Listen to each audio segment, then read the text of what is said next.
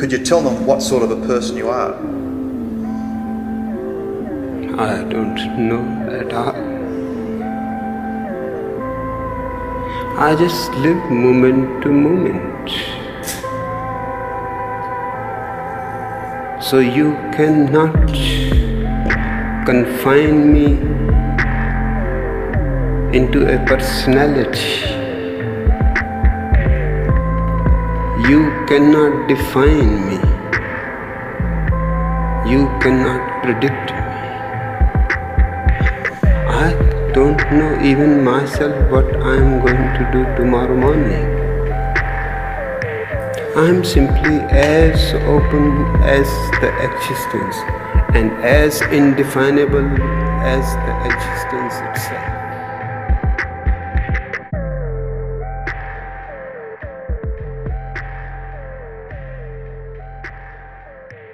What's up, guys? Welcome back again. Hello. This episode today, as always, very excited about. I have my guest here, who I'll introduce as Jamie, because that's how I know you. Yep. Right now.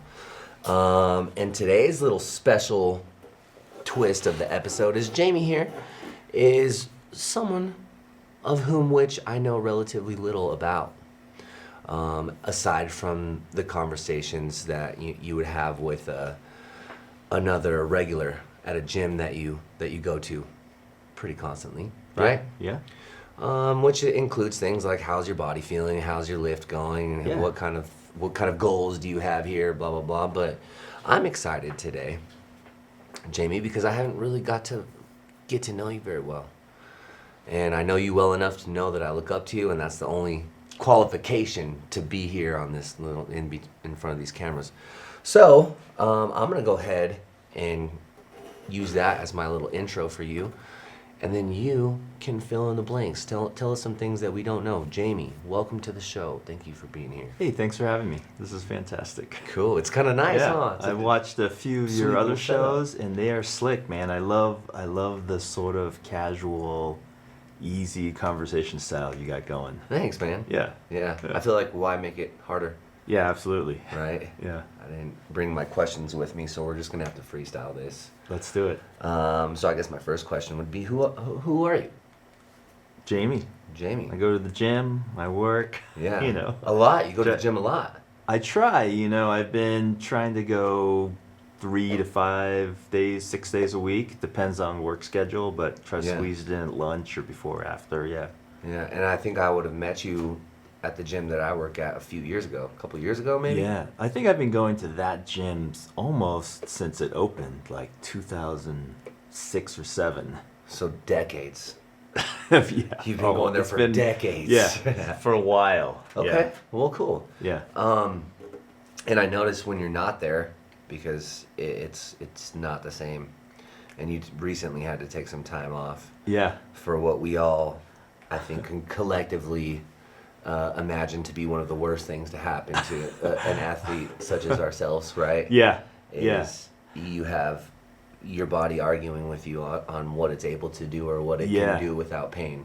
I tore something in my elbow, probably a lot minor ligament tear, but you know how that is.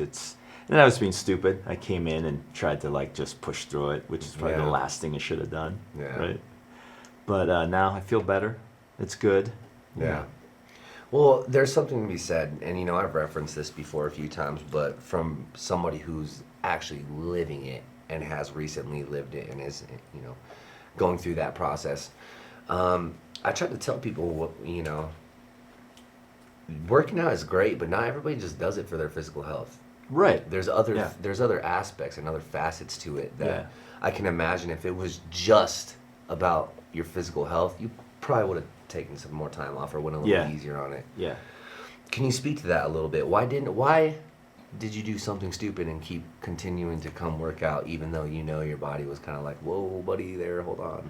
That's a great question. I think we all, at a certain point after a while, several years of working out, we've all done that. It's, For and sure. You're right, it's not just a physical thing, it's very much a psychosomatic, mental, emotional thing. And I've been I think that's how I dealt with stress in my life since I was, kid. Yeah. I would bike all the time. So you've been active your whole life. Yeah, I Okay. grew up in sort of like the suburbs of Berkeley, Oakland. Oh, and, cool.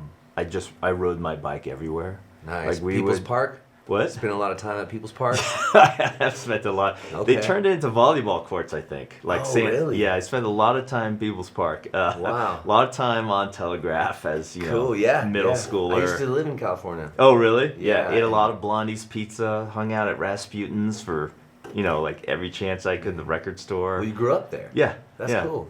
Yeah. Spent a lot of time at the flea market down in Shattuck by the BART station. Yeah. Yeah, so you come from kind of I would say from somebody who's lived in Greeley for the majority of their life, more of a big city.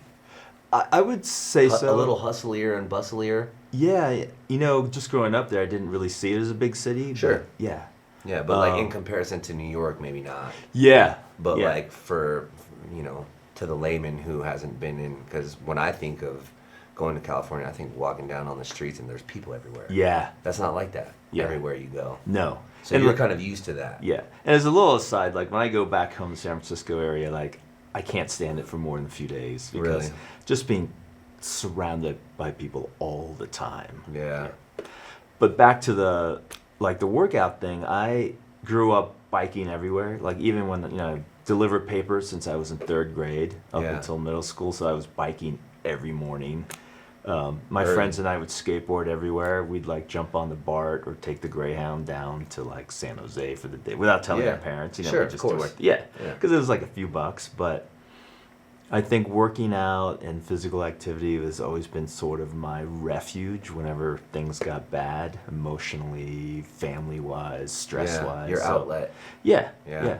And I love doing things kind of on my own instead of, so I did a ton of mountain biking when I was growing up. I swam a lot. Yeah, Yeah. yeah. Okay. And then, you get to the point where you miss a few days and I start feeling a little anxious. Yeah. Little little pent up, Things that don't normally bother you are now all of a sudden starting to. yeah. You can tell it's there. Yeah, and you don't sleep as well. You're just, you're not as sharp. That's how I feel. Yeah. So having to spend, whatever, 12 weeks not going to the gym was a little bit brutal, but That's a lot of weeks. yeah. Yeah. Did hiking and snowshoeing, other things, but Right. yeah. Just to keep you sane. Yeah. Okay. Yeah. So how long have you been in Colorado, man? I moved here in 96, Okay. a long time ago. Okay. Moved to Boulder, lived there for 10 years, and then moved up here to Greeley. Cool. Yeah. You like it? Yeah, I love it. I you mean- haven't made a plan to leave yet. I moved here from Hawaii because I was going to the University of Hawaii, and I thought I'd go straight back, but I kind of loved it out here. Yeah. So we ended up staying. Okay. Yeah. Cool. Yeah. That's nice. Yeah. So what? I know you've alluded to this before in the past, but I just have this idea when I think about what it is that you do. I just feel like you run a team of sorts. Yeah, actually, that- I work here I work for the library district, so. Look at that, guys. We're getting this episode for free. All right. So he works here. I run a little department called the virtual library. So we basically, if you call the library or email library. This library? Yeah. What? Well, it's basically all 14 locations or Okay. more. Is it countywide? It's district. District, So that's right. Yeah. So if you call or email or you talk to my staff. That's cool. Yeah. Huh. Yeah. And you've been doing that long enough? I've been doing it for a little while. I did databases here for a decade, and then librarian. I'm just a librarian, so I've had several jobs here. Okay. Yeah. What kind of background is that? Is it like an IT sort of background, or? No, my background, I ended up getting, I did art degree, Okay. philosophy graduate degree, and then no one's hiring you for a philosophy graduate degree. So, Yeah. end up and got a library data science A little more degree. specific. Yeah, and Okay. then started working for libraries. Cool. Yeah, Cool. yeah. And I mean, it's I've never heard you complain about it. No, That's it's probably a- why I it's didn't a- really know what you did. Is because most people are like, "Oh, my fucking job, dude." I It's a hate it." pretty chill job, and libraries are filled with people who just want to, help people. So it's a great It's- community. It really is, man. Yeah. And And look, just I like mean, a look lot at of the people- studio. Yeah. Yeah. It's beautiful. Yeah. And a lot of the people that I've had here are people that I've met through like the gym, you know, and I think that's a great place to meet like-minded individuals. Totally. You know, similarly to a library, nobody goes in there trying to make their life worse. Yeah. You know what I mean? Like, I want to go Totally. get jacked and fuck my life up. You Yeah. know what I mean? Like, no, dude. Yeah. We're here to make ourselves better. Absolutely. I can imagine you walk into a library that you're thinking somewhere along the lines of a similar mentality. Yeah, you know, like, people have issues with the police, people have issues with city council, but like, very few people are like, the library just sucks. Yeah. You know, it's because everyone here is just here to help you. How can you... For free. Yeah, for free. Yeah. The And you don't have like, to buy anything, you don't have to like do anything. You There's don't no have to be commissions here. They're not pushing stuff on you. You're not going to walk out the timeshare, you know. Yeah, right. Yeah. Exactly. And I mean, they seem pretty neutral. Yeah. They're not. No one here Exactly. is Yeah. pressing one way or another. Yeah. You know, which is always kind of cool. I like Yeah. those kind of environments. Yeah. We don't talk about it much here because it just never comes up, and it's not like a no politics thing here. I don't, Yeah. like I said, I have no rules. I Yeah. told him that, but you guys already know. He knows there's no rules. Politics just have never come up here. Okay, that's And- good. and well, maybe. It Depends, doesn't yeah. matter to me because Yeah. I don't care, because like what we're really here for is not about our political health, but if it has any way, you know, tied into who you are, so that we could better understand your spiritual, Yeah. you know, side, then sure, then yeah, it's relevant. But I feel like I'm always the kind of person that I can't go very hard one way or another.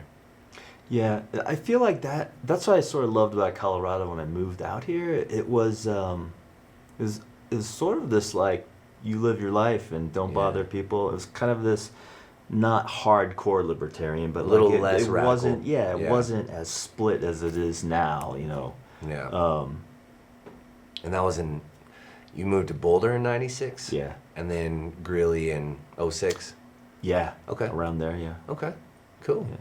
So yeah, you've seen a lot of changes. Yeah. Even this is just a couple years old now. This is practically brand new, yeah. It's wild. Yeah, this is And then fantastic. How cool is it, man? How cool is it to see this place grow, like blowing Yeah, up? when I started at the library, like, their website was like one HTML page that was like, 4 pages long. So Yeah. we went from that to this, which is amazing. Yeah, user friendly. Yeah, Yeah, yeah. that's cool. And you help with that, right? Yeah, I tried. That's cool, Put man. in my, yeah. You did it. You left an impact. You left a mark. I hope so. That's cool, man. Yeah. So, physical health, mental health, we're kind of, setting up for what I believe to be a big aspect of one's health. And you said something about dealing with things in a manner that you find helpful, which is exercise, activity. Yeah. You've done that your whole life. Yeah.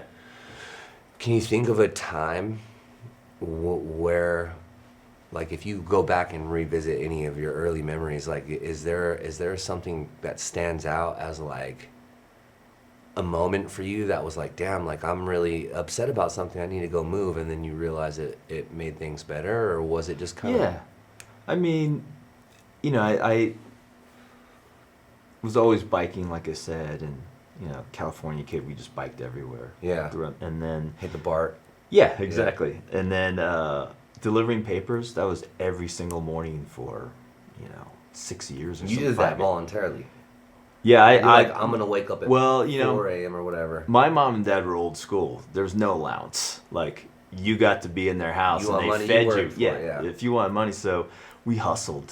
I did everything from, taking mistletoe off trees, to Making mistletoes. For yeah, basically Christmas. selling them for like, Okay. $3 or $4 around the neighborhood. And Yeah. then the paper route was just steady money. Yeah. And, it only took a couple hours in the morning, and I was fine. I loved the biking, so did that from like 3rd grade until 8th grade. Oh wow. And that's how I made my money. Same But route, or did you do different routes? different routes. They got bigger and bigger. Okay. But As you got faster and yeah.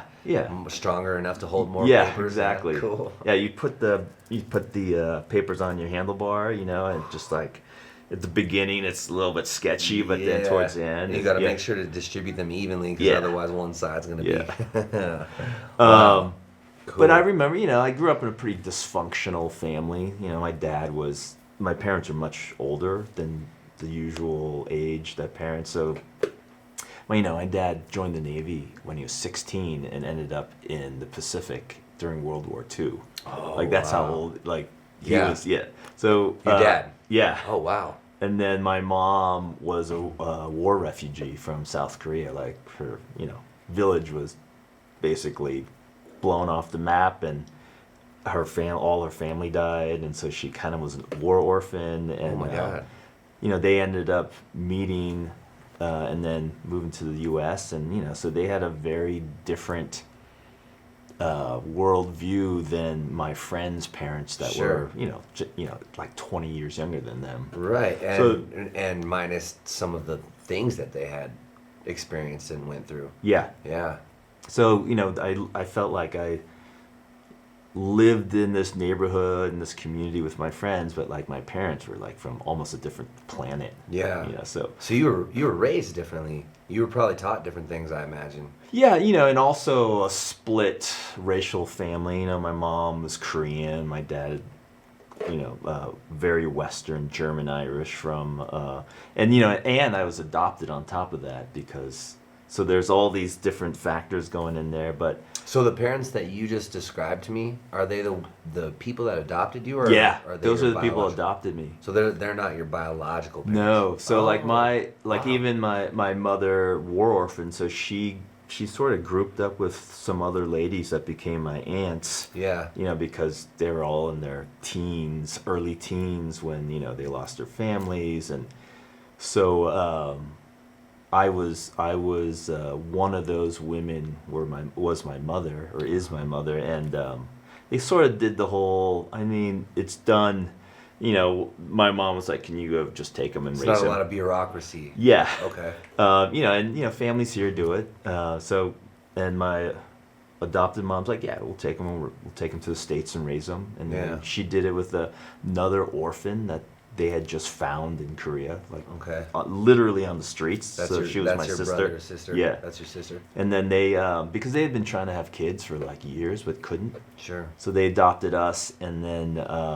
How old were you? Do you know? I was 5. Okay. My little sister was 2. Okay. But so you're already maybe having a little bit of memories. Oh yeah. I totally remember growing up in South Korea. I have a lot of pretty fond memories.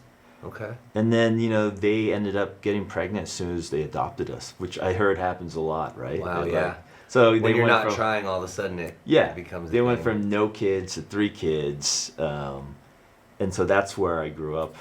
Bay Area is where we ended up, but it was kind of, maybe not dysfunctional, but it was verging on dysfunctional. There was a lot of growing up. Mixed race in the Bay Area, and people think the Bay Area is very liberal and open, culturally too.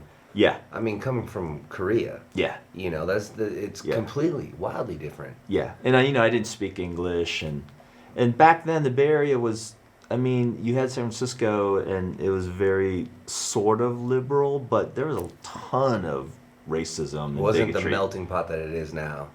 Yeah, I don't even know if it is. I remember biking around and with long hair and kind of a hippie and just being called, just all the names. Yeah. I'm sure that's still goes so on. it was I'm sure. But growing up in that environment, it was different, and my way out was I would go hiking. I would just disappear and go hiking in the mountains or the hills for a couple days. Yeah. Nice. Yeah. That's cool, man. Yeah. I kind of imagine it the way you're, growing up with your friends and even just other peers in school. You're kind of getting pushed into this puzzle, but your piece, the piece that you are, is from a different box. Yeah. You know what I mean? Yeah. So it's you got this puzzle out here, and then you got your piece in. You're just where? Yeah, that's actually a great cool way of analogy. Yeah. All right. Cool. That's a fantastic. I trying to illustrate things like that. It's trying to be very American. I wanted to be, but English was my second language. Right. My mother was Korean. We had a very different home life, and friends would come over and open my refrigerator and just be stacked with like, pickled animals of, Yeah. like They're just octopus and like, they're like, what the hell is that? Yeah. Yeah. And you're like, well, you never had pickled octopus? Yeah, Come come on, on, man. That's cool. And so like they'd come over and eat dinner. I'd go over to their house and we'd have waffles in the morning and like spaghetti at night, and they'd come over to my house and be like, rice and octopus and kimchi, and they're like, what the Yeah.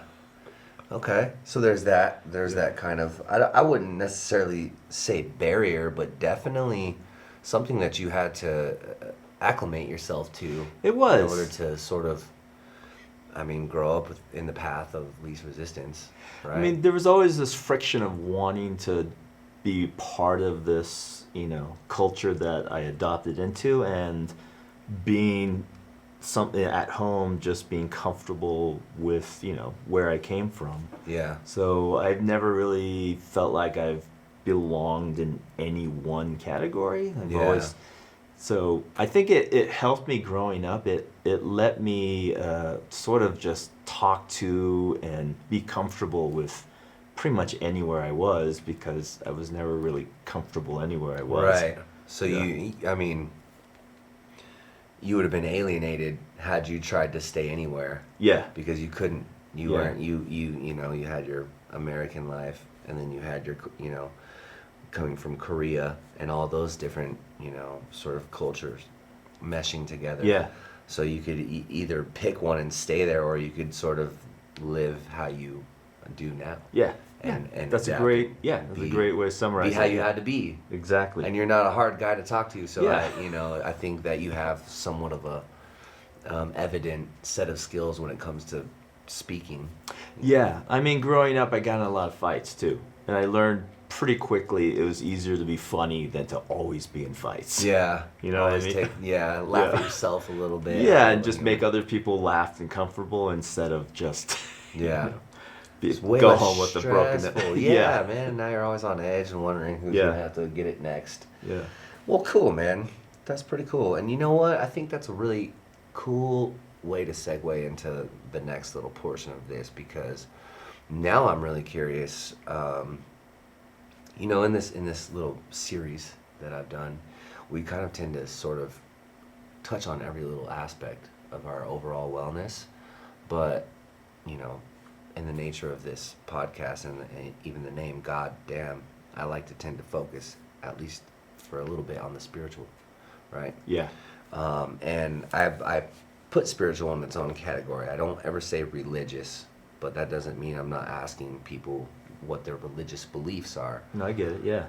And so for you specifically, I'm excited because what you're telling me, I don't even really know what like the religious culture is in Korea, and how you came, your mom and your dad, kind of finding your belief system. And what I'm eventually going to ask you is what your idea of God is. Right. But before we get there, maybe you could tell me a little bit about your background growing up, and what was God to you growing up? What did your family tell you God was? No, that's a great question. So, South Korea now is probably 50% evangelical Christian because of all the missionaries that went over there. Okay. But when I was growing up, my adopted father was German, the full Catholic, because his mom was Irish Catholic. Sure. My mom grew up during a time in South Korea where it was sort of a blend of Buddhism, Confucianism, and shamanism. This was like the pre-Christian That would have been type of the religion of that. Yeah, deeply rooted in Buddhism and Confucianism because of China. Okay.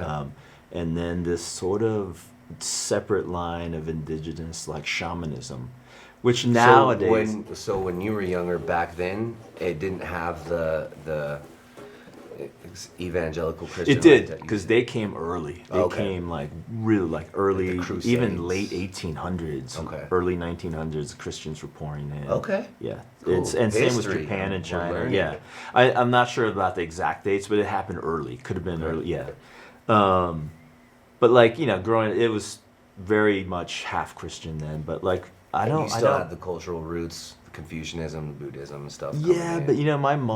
neither of my moms were really religious. Okay. Because they one way or the other. well, and having your entire family wiped out and like living in poverty as a war orphan kind of either makes you extremely religious or sort of ambivalent, like where's God now? Yeah. So they both went the kind of like ambivalent route. Yeah. So when I grew up, my mom would send us to church just to get us out of the house on Sunday. Really? And it happened. Wasn't your dad's Catholic No, roots coming in, and he wasn't? Well, very strict? we were like, we did the whole baptized as Catholics kind of thing. Okay. But my dad was a workaholic. He went to church like twice a year. Right? Oh, okay. Christmas, and we did the whole mass thing at Christmas. But okay. So religion was sort of like back burner. Yeah. Wasn't heavily practiced.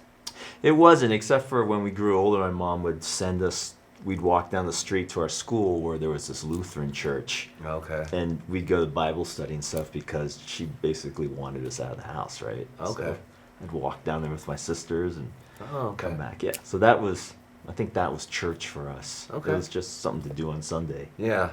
Yeah. It didn't have a very firm grip on the steering wheel that drove your decision making. No.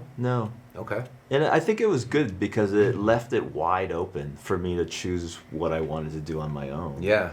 Regulate your own ideas and thoughts and question things without any kind of worldview, maybe. Exactly. Cool, man. And I started slowly formulating what I thought my worldview would be, and that was through just being outdoors a lot in California. Yeah. Just camping and biking and hiking in the Rockies and the Russian River and like everywhere around me, Big Sur, and I got into this with the help of certain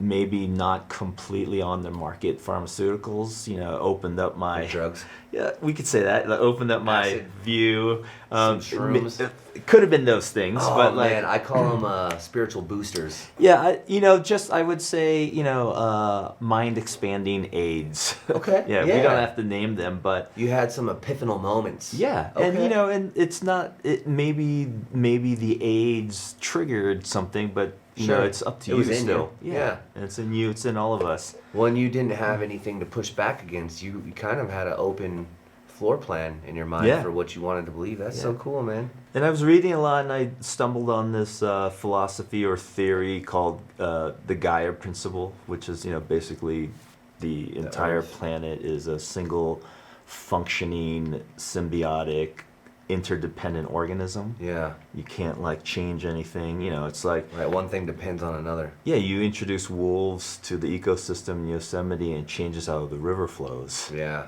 So it's wild. Yeah. It's like the butterfly effect, but But that's based on science. Wolves change river patterns in Yosemite because how they they predate on beavers and all this stuff, right? Like so I got into that, and then that slowly that led to like reading Fritjof Capra, the Tao of Zen, or the Tao of Physics, and then this guy named Ram Dass used to come around and give talks in the Bay Area. You could go for like a few bucks, and and then you had all these other. Was he like a spiritual guru? Ram Dass was he's sort of like a really well-known Hindu American. He was a Harvard professor. Oh, cool. Him and Timothy Leary, they did acid. They both went to India. They both got teachers, and then he became this like really well-known spiritual teacher in the West. Okay. During the 70s, he wrote this book called Be Here Now,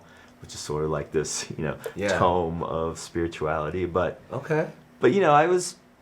and that led to Zen Buddhism, which in the Bay Area was flourishing since the 70s. Okay. So I'd started doing sitting meditation when I was in my 15, 16. And so I've been doing that for 35 years now. So you're still doing it? Yeah. Okay. Mindfulness meditation. Zen Buddhism. Zen, yeah. Okay. And I'm sorry, for people that don't understand it, including me, would you say that's like a denomination of any kind of So in Buddhism, they have different sort of schools. There's a Theravadan, which is what you look at in Southeast Asia, like the Thais, the and the guys with the saffron robes. Okay.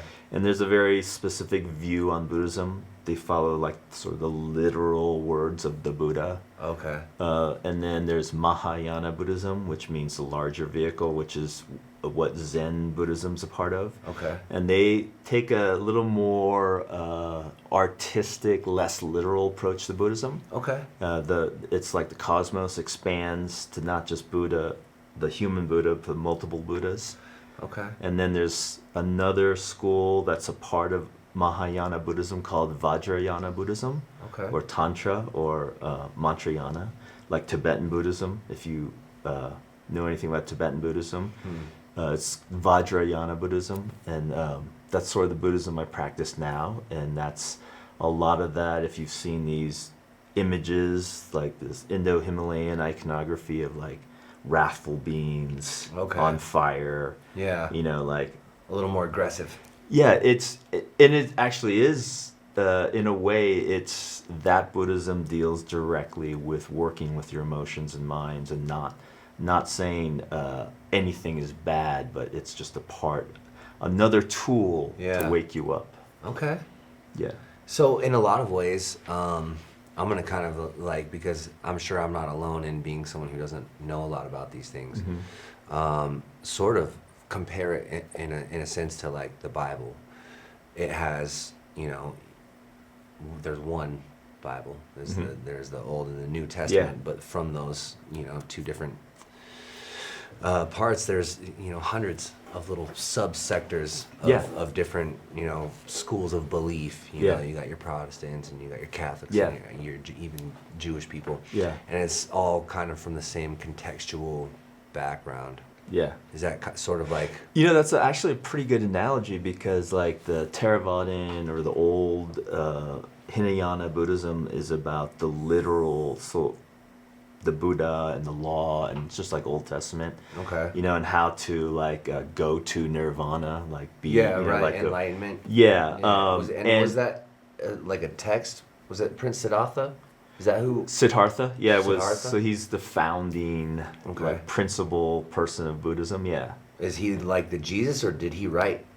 He's like what would he be like? He's like he's like the founder of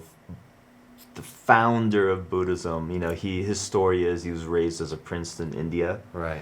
Had anything he wanted, everything he wanted, and his father wanted to protect him because, back then, if you weren't a prince and you were just regular, one of the plebes, there was, you're starving, you could die anyway, you could be a slave. So his father basically sheltered him until he was in his teens.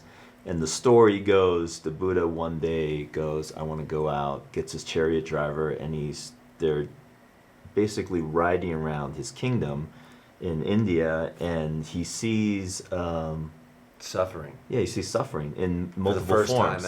First time ever, because he has concubines, harem, anything he wants. He's hunting in his sandalwood forest. It's all about pleasure and hobbies. And so he's riding around in his chariot, and he sees basically someone who's sick, and he goes, well, what's going on here? Why are they on the ground? Why isn't anyone helping them? And chariot driver goes, well, that's sickness.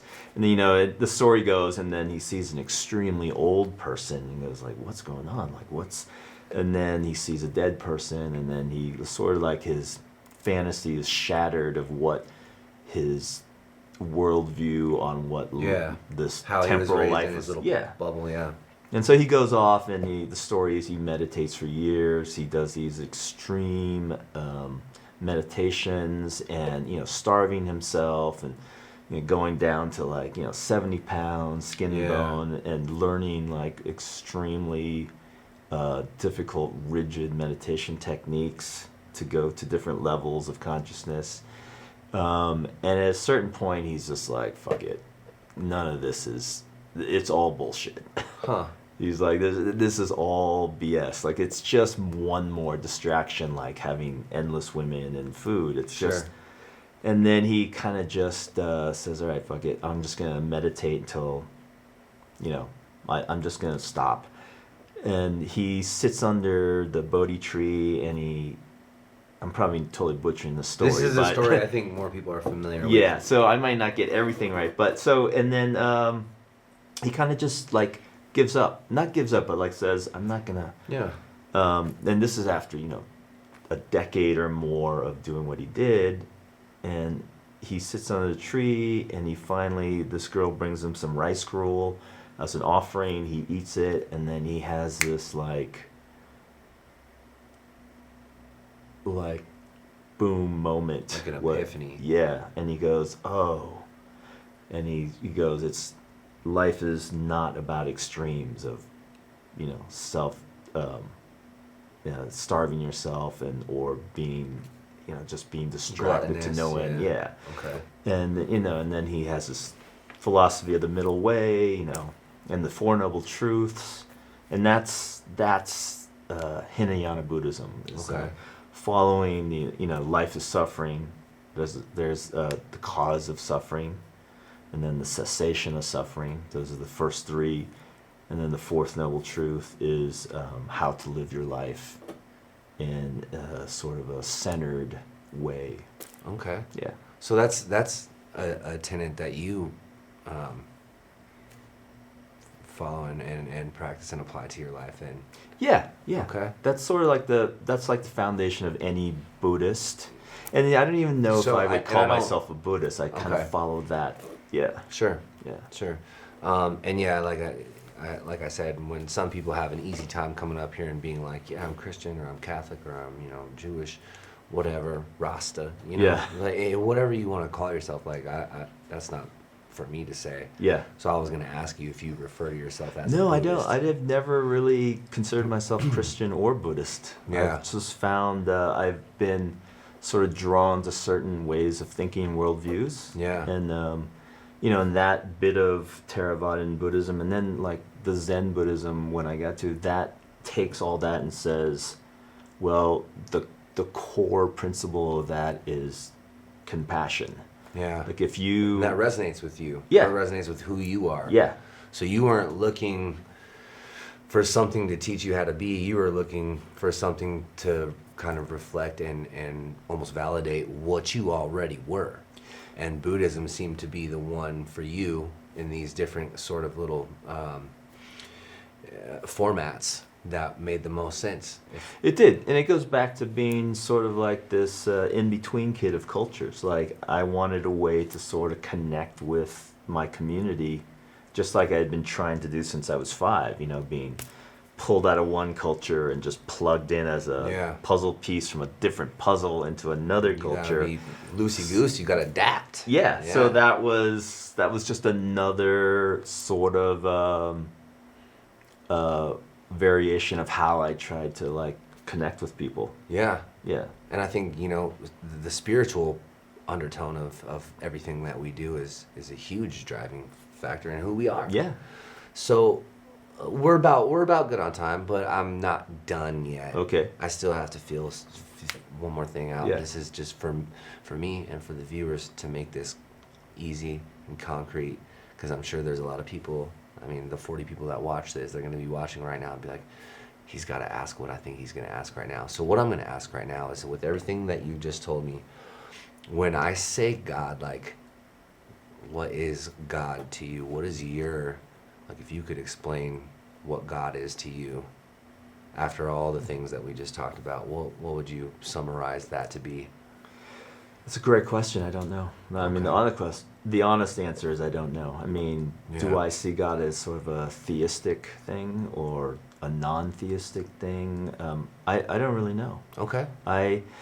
Do I believe in a higher power? I don't even know that. Okay. Like, do I believe that the entire universe, metaverse, is in some way conscious in a way that we kind of like can't the Gaia even comprehend? principle. Yeah, I would say. So if anything, the Gaia principle would be like the most.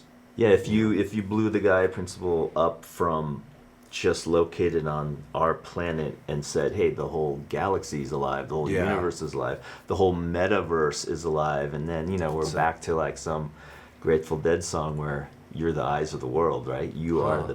You're like the fruit, the pinnacle of consciousness experiencing the universe. Yeah. You're the universe experiencing the universe. Oh, wow. That's So, cool, man. yeah. That is cool. I like that a lot. Yeah. I really do. And I think for me that makes me feel a little, better about the way I understood everything that you said, because it's hard to pin down, and I really appreciate that, because I'm in the same spot, man. I don't know. Yeah. That's a huge reason why I do this, and so I could hear things like that, because it's amazing to me. And I really do like that one a lot. The Gaia principle, connection, singular organism, all, one thing affects another. Yeah. I would say that's a cool idea to have, Yeah. kind of as what God could be, right? Yeah. Safe to say. Yeah. All right. Cool, man. Yeah. I appreciate that. Yeah. Anything else? I'm gonna give you this little one. Anything else? No, dude. Burning desires? No, thanks for Yeah. having me. That was fun. Of course, man. Yeah. That was cool. Yeah. I really like that. And with that, I think we're good. We're good on time. Josh, we good? All right. Do a little outro. Thanks, Josh. All right, guys. That's it. Goodbye forever. Until next time, and always remember, God damn. Yes. Nice, bro. That was sick. That was really fucking sick.